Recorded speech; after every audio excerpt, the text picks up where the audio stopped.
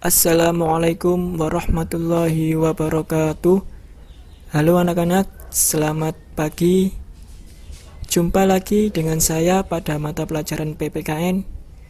Bagaimana kabar kalian? Semoga selalu dalam keadaan sehat walafiat ya. Oke anak-anak, mengawali pembelajaran, kita membaca suratul Al-Fatihah terlebih dahulu. Semoga pembelajaran hari ini berjalan dengan lancar. Al-Fatihah. Amin ya rabbal alamin.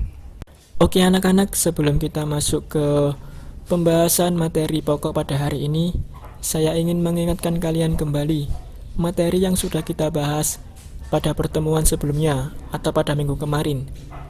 Pada pertemuan sebelumnya, kita sudah membahas tentang latar belakang keberagaman. Ada 5 latar belakang yang mempengaruhi munculnya keberagaman. Yang pertama yaitu letak strategis wilayah Indonesia. Yang kedua, kondisi negara kepulauan. Yang ketiga, perbedaan kondisi alam atau perbedaan tempat tinggal. Yang keempat, keadaan transportasi dan komunikasi. Serta yang kelima, penerimaan masyarakat terhadap perubahan. Nah, kemudian pada pertemuan hari ini kita akan membahas materi tentang keragaman suku bangsa yang ada di Indonesia. Silakan disimak dengan seksama dan dicatat bila perlu. Oke anak-anak, sebelum kita mengetahui keragaman suku yang ada di Indonesia, kita perlu tahu dulu pengertian dari suku itu sendiri. Nah, di sini menurut Kuncoro Ningrat, suku bangsa merupakan sekelompok manusia yang memiliki kesatuan budaya dan terikat oleh kesadaran serta identitas. Nah, kesadaran dan identitas ini biasanya dipengaruhi oleh penggunaan bahasa yang dimiliki oleh masing-masing suku, serta ciri-ciri lain yang ada pada suku tersebut. Oleh karena itu, jika kita tarik kesimpulan dari pendapat tersebut, maka dapat disimpulkan bahwa suku bangsa merupakan gabungan sosial yang dibedakan dari kelompok sosial dengan berdasar pada ciri yang mendasar dari suku tersebut, seperti asal-usul serta kebudayaan yang ada pada suku tersebut. Adapun ciri-ciri mendasar yang membedakan suku bangsa yang satu dengan suku bangsa yang lainnya antara lain, yang pertama, bahasa daerah. Anak-anak, setiap suku pasti memiliki bahasa masing-masing, memiliki bahasa daerah yang berbeda. Contohnya, suku Jawa dengan bahasa Jawa, suku Betawi dengan bahasa Betawi, dan yang lainnya. Nah, inilah yang membedakan antara suku satu dengan suku yang lainnya. Kemudian yang kedua, adat istiadat. Ini seperti ritual, upacara keagamaan, upacara sesaji, dan lain sebagainya. Yang ketiga, ada kesenian daerah seperti tarian, nyanyian, alat musik, dan lain-lain sebagainya. Kemudian yang keempat, ada tempat asal seperti suku Jawa berasal dari Jawa, suku Betawi berasal dari Jakarta, suku Melayu berasal dari Sumatera, suku Sunda berasal dari Jawa Barat, dan lainnya. Kemudian yang terakhir ada sistem kekerabatan. Ini ada 2, patrilineal dan matrilineal. Jika menganut patrilineal, maka garis silsilah ditarik berdasarkan garis keturunan ayah.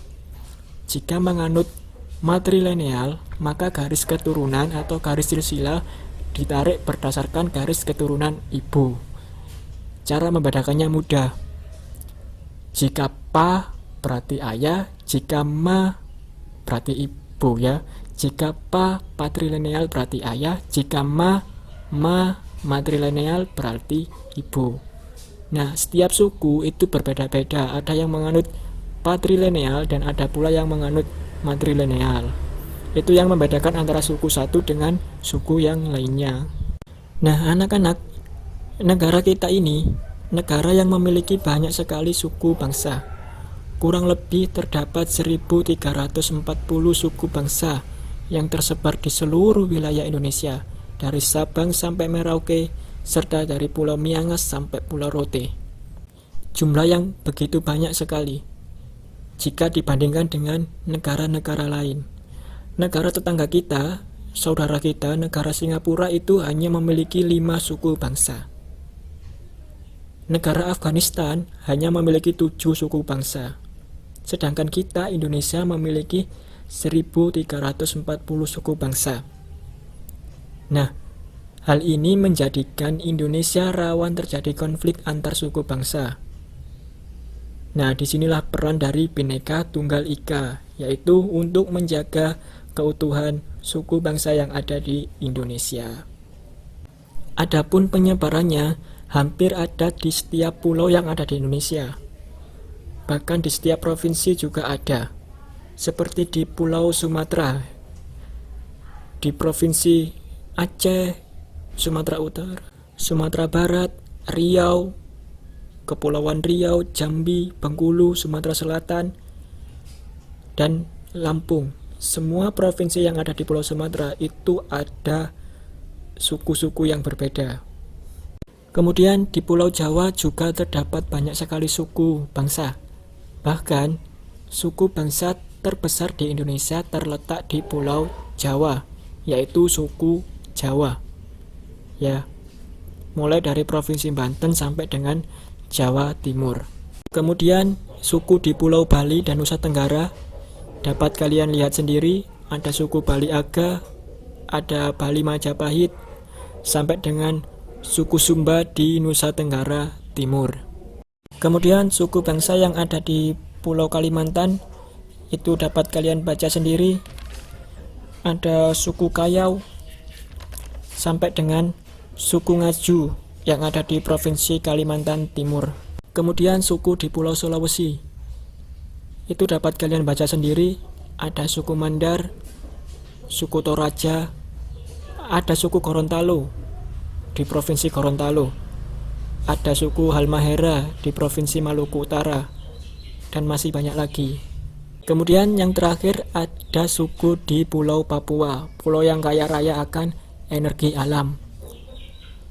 Ada suku Maibrat dari Papua Barat, suku Asmat dari Papua Barat, ada suku Sentani, suku Dani dari Papua, dan lain sebagainya.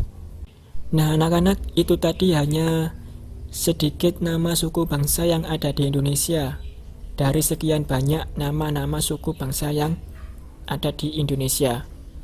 Apa yang saya sebutkan tadi hanya sedikit dari 1.340 jumlah suku bangsa di Indonesia.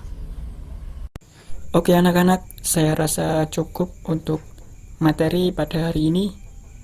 Saya harap setelah kita mempelajari materi tentang keragaman suku, kalian dapat mengetahui kalian berasal dari suku apa.